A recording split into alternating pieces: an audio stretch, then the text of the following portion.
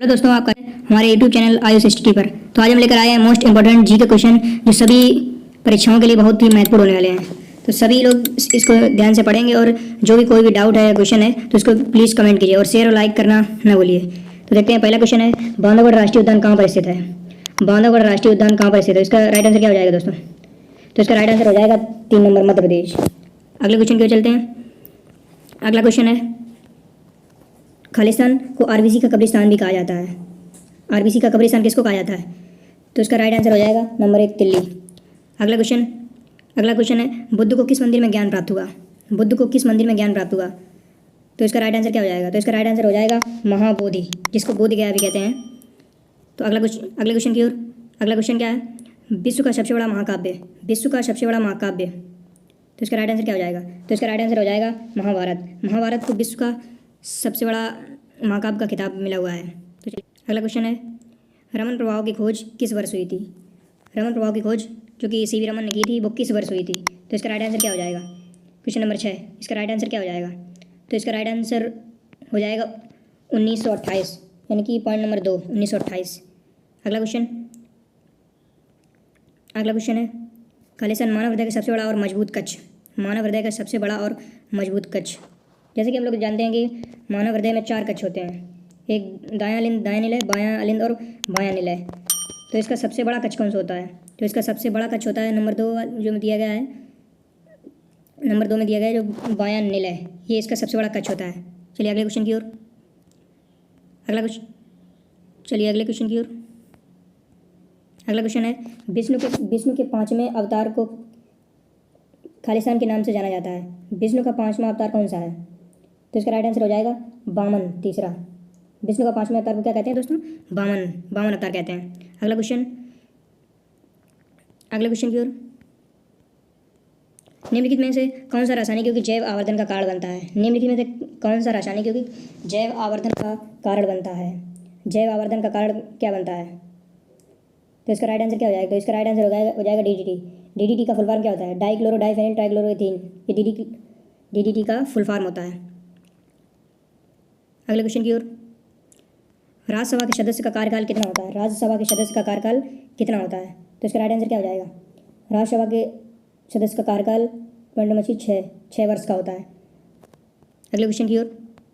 अगला क्वेश्चन है, 1913 में साहित्य में नोबेल पुरस्कार जीतने वाले पहले भारतीय नागरिक। 1913 में साहित्य में नोबेल पुरस्कार जीतने वाले पहले भारतीय नागरिक कौन थे? हे अपने रविन्द्रनाथ टैगोर जी। कौन थे? रविन्द्रनाथ टैगोर जी। अगले क्वेश्चन की ओर। अगला क्वेश्चन है, भारत के वर्तमान अटॉर्नी जनरल कौन है? अटॉर्नी जनरल कौन है?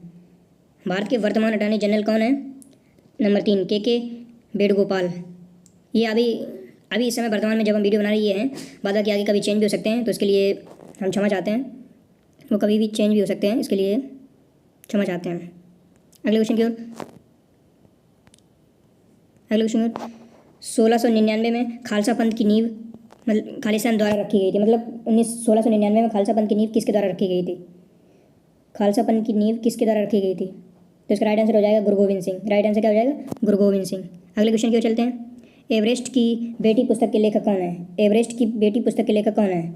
इसका राइट आंसर हो जाएगा अरुणिमा सिन्हा। इसका राइट आंसर क्या हो जाएगा? अरुणिमा सिन्हा। अगले क्वेश्चन की ओर। अगला क्वेश्चन है, सारे जहाँ से अच्छा हिंदुस्तान हमारा के लेखक कौन थे? सारे जहाँ से अच्छा हिंदुस्तान हमारा के लेखक कौन थे? तो इसका राइट आंसर क्या हो जाएगा? मोहम्मद इकबाल। इसका राइट आंसर क्या हो जाएगा? मोहम्मद इकबाल। अगले क्वेश्चन की ओर।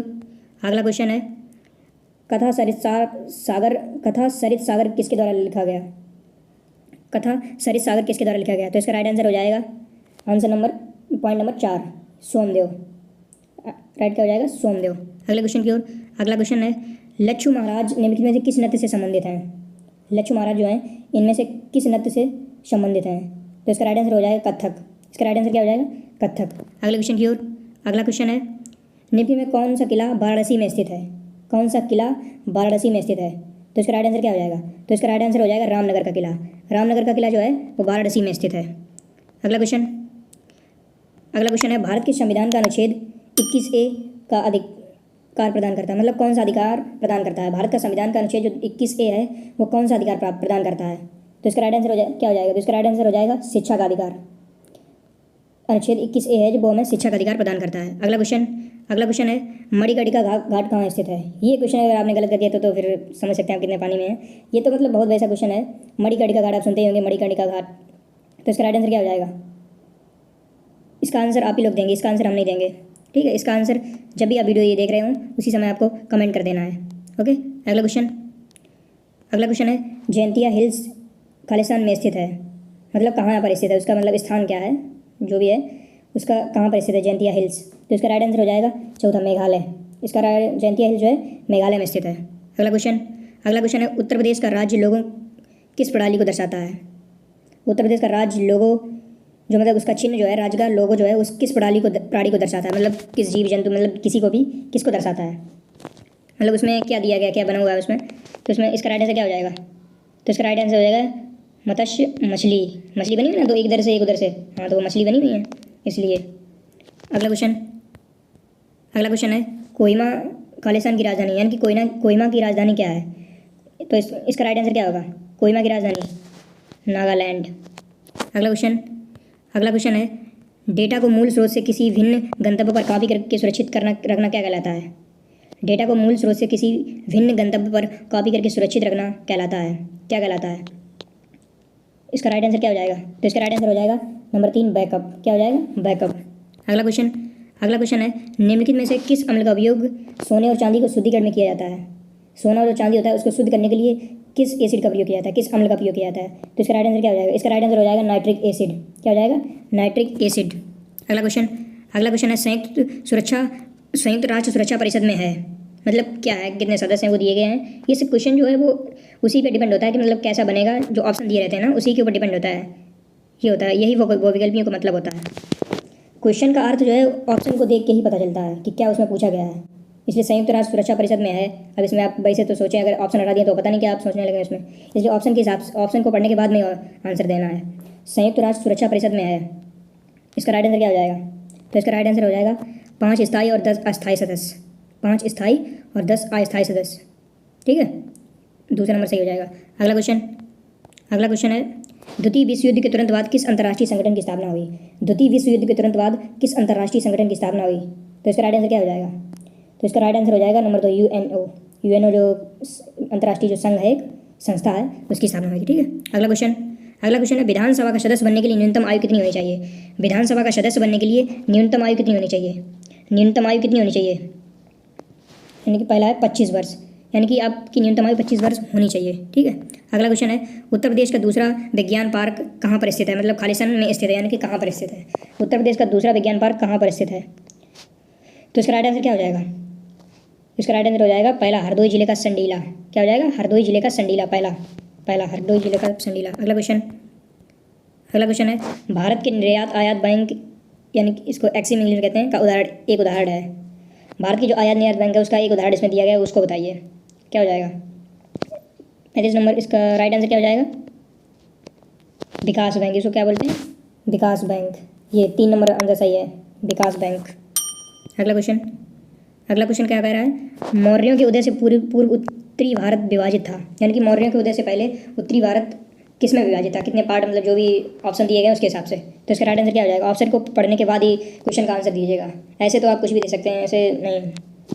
भले ही आपको ना आ रहा हो फिर भी आपको ये ऑप्शन जरूर पढ़ना है। ये ऑप्शन जो दिए रहते हैं इनको जरूर पढ़ना है, खासकर ये एग्जाम में ये बहुत ज़रूरी होता है। ये नहीं तो इससे आप बहुत दिक्कत हो जाती है, फिर क्वेश्चन आता हुआ गलत हो जाता है, क्योंकि ऑप्शन थोड़े थोड़े होते हैं, कोई ज़्यादा इधर का उधर नहीं होता है, ऐसे ही होता है बिल्कुल। मतलब आपको चेक करता है कि आप मतलब ध्यान, आप कंसंट्रेशन है कि नहीं। ऐसा नहीं रट लिए बस इसका आंसर दूसरा था तो दूसरे में कुछ भी लिखा, उससे नहीं, मतलब उसे पॉइंट जो कि दूसरा दिखाई पड़ा उसी में मार दिया, ऐसा नहीं होता, ठीक है। मौर्यों के उदय से पूर्व उत्तरी भारत विभाजित था, किस में विभाजित था? मौर्यों के उदय से पूर्व उत्तरी भारत किस में विभाजित था? 16 महाजनपद और गणराज्यों में। किस में विभाजित था? 16 महाजनपद और गणराज्यों में विभाजित था। 16 महाजनपद और गणराज्य में विभाजित था। अगला क्वेश्चन रेलेंटलेस पुस्तक के लेखक कौन है? रेलेंटलेस पुस्तक के लेखक कौन है? इसका आंसर क्या होगा? रेलेंटलेस पुस्तक के लेखक कौन है? तो इसका राइट आंसर हो जाएगा यशवंत सिन्हा। क्या हो जाएगा? यशवंत सिन्हा। अगला क्वेश्चन है व्यक्तिगत उधारकर्ताओं की साख का आकलन करने वाली एजेंसी है। व्यक्तिगत उधारकर्ताओं की साख का आकलन करने वाली एजेंसी, इसका राइट आंसर क्या हो जाएगा? इसका राइट आंसर हो जाएगा नंबर 2 सिविल, ये हो जाएगा सिविल। ठीक है, अगला क्वेश्चन है प्लास्टिक इसके उदाहरण मतलब किसके उदाहरण है? प्लास्टिक जो है किसके किसी से उदाहरण है, मतलब उसके पार्ट है जो भी है जो कि दिया हुआ है ऑप्शन में, ऑप्शन को पढ़ने के बाद बताइए। इसका राइट आंसर हो जाएगा बहुलक सामग्री, है ना, बहुलक। इसका राइट आंसर क्या हो जाएगा? बहुलक सामग्री। अगला क्वेश्चन है द रामायण के अनुसार रत्नाकर का दूसरा नाम क्या था? द रामायण के अनुसार रत्नाकर का दूसरा नाम क्या था? द रामायण के अनुसार रत्नाकर का दूसरा नाम क्या था? तो इसका राइट आंसर क्या हो जाएगा? तो इसका राइट आंसर हो जाएगा वाल्मीकि। तो इसका राइट आंसर हो जाएगा वाल्मीकि। अगला क्वेश्चन है भारतीय दंड संहिता किस वर्ष लागू हुई? भारतीय दंड संहिता किस वर्ष लागू हुई? भारतीय दंड संहिता किस वर्ष लागू हुई बताइए। क्वेश्चन पूरा पढ़ने के बाद ही बताइएगा। भारतीय दंड संहिता किस वर्ष लागू हुई थी? तो इसका राइट आंसर हो जाएगा पहला 1860। क्या हो जाएगा? 1860। अगला क्वेश्चन क्या? संहिता किस वर्ष लागू हुई? अगला क्वेश्चन है भारतीय संविधान में कितने मौलिक अधिकार हैं? भारतीय संविधान में कितने मौलिक अधिकार हैं? भारतीय संविधान में कितने मौलिक अधिकार हैं? कितने मौलिक अधिकार हैं? इस क्वेश्चन का आंसर आप लोग कमेंट कर दीजिएगा। ठीक है, जिसको इस क्वेश्चन का आंसर आता है वो इस वीडियो में कमेंट कर दीजिएगा। ठीक है, कमेंट जरूर करना है, भले ही आता हो या ना आता हो, गलत सही जो भी है कमेंट जरूर करना है। ठीक है, इससे नहीं घबराइएगा, कमेंट जरूर करिएगा। अगला क्वेश्चन है अनुच्छेद 370 का संबंध किस राज्य से था? अनुच्छेद 370 का संबंध किस राज्य से था? किस राज्य से था? अनुच्छेद 370 का संबंध किस राज्य से था? इसका राइट आंसर क्या हो जाएगा? तो इसका राइट आंसर हो जाएगा जम्मू और कश्मीर। जम्मू और कश्मीर से था ना, जिसमें अभी मतलब जिसमें अब जो है 370 धारा जो हटा दी गई है ना, 370 धारा जो हटा दी गई है, पहले थी, अब जो श्रीमान प्रधानमंत्री नरेंद्र मोदी जी ने इसको हटा दिया है। ठीक है, अगला क्वेश्चन सूचना का अधिकार अधिनियम किस वर्ष पारित हुआ? सूचना का अधिकार अधिनियम किस वर्ष पारित हुआ? तो इसका राइट आंसर क्या हो जाएगा? तो इसका राइट आंसर हो जाएगा 2005। कब हुई थी? 2005 में। अगला क्वेश्चन क्या है? अगला क्वेश्चन है भारतीय साक्ष्य अधिनियम कब लागू हुआ? भारतीय साक्ष्य अधिनियम कब लागू हुआ? तो इसका राइट आंसर क्या हो जाएगा? भारतीय साक्ष्य अधिनियम कब लागू हुआ? भारतीय साक्ष्य अधिनियम कब लागू हुआ? तो इसका राइट आंसर क्या हो जाएगा? 1872। क्या हो जाएगा? 1872। अगला क्वेश्चन है बाल विवाह निषेध अधिनियम किस वर्ष पारित हुआ? बाल विवाह निषेध अधिनियम किस वर्ष पारित हुआ? तो इसका राइट आंसर क्या हो जाएगा? तो इसका राइट आंसर हो जाएगा पहला 2006। क्या हो जाएगा? 2006। ठीक है, अगला क्वेश्चन अनुसूचित जाति और अनुसूचित जनजाति अधिनियम किस वर्ष लागू हुआ? अनुसूचित जाति और अनुसूचित जनजाति अधिनियम किस वर्ष पारित हुआ? तो इसका राइट आंसर क्या हो जाएगा? तो इसका राइट आंसर हो जाएगा 1989। चौथा नंबर 1989 में हुआ। ठीक है, अगला क्वेश्चन घरेलू हिंसा से महिलाओं का संरक्षण अधिनियम किस वर्ष पारित हुआ? घरेलू हिंसा से महिलाओं का संरक्षण अधिनियम किस वर्ष पारित हुआ? देख लीजिए भाई, घरेलू हिंसा से महिलाओं का संरक्षण अधिनियम किस वर्ष पारित हुआ? आज के समय में आना चाहिए घरेलू हिंसा से पुरुषों का संरक्षण अधिनियम, है ना। सॉरी, मजाक कर रहा हूँ, वो सब ऐसा ही है, सही है जो भी है। तो इसका राइट आंसर क्या हो जाएगा? तो इसका राइट आंसर हो जाएगा 2005। ठीक है, अगला क्वेश्चन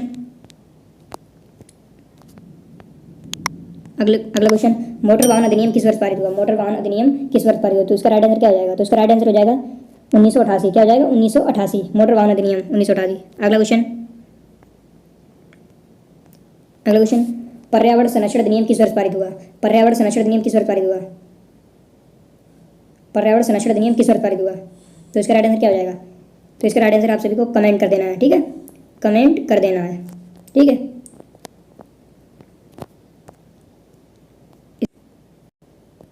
ठीक है, आपको कमेंट कर देना है, जो भी क्वेश्चन पूछे गए उनका कमेंट कर देना। और हाँ दोस्तों, अगर आपको ये वीडियो हेल्पफुल लगी है, कुछ अच्छी लगी है, तो इसके लिए हमें लाइक और सब्सक्राइब करें और वीडियो को अपने दोस्तों के साथ शेयर करना ना भूलें। ठीक है, थैंक यू। और इसी प्रकार की वीडियो देखने के लिए हमारे चैनल से जुड़े रहिए। हम बहुत ही मेहनत से वीडियो बनाते हैं, बहुत ही टाइम नहीं रहता है, फिर भी हम ये प्रयास कर रहे हैं कि आप लोगों का करा दिया जाए तो अच्छा रहेगा। ठीक है, जो भी है बढ़िया है, मेहनत आपको अगर लग रहा है ना तो लाइक कर दीजिए, बाद बाकी एज योर विश। ठीक, बहुत बहुत धन्यवाद, आपने यहाँ तक मेरी वीडियो को देखा, इसलिए बहुत बहुत थैंक यू, बहुत बहुत धन्यवाद। जय श्री राम, जय श्री राम। ओके।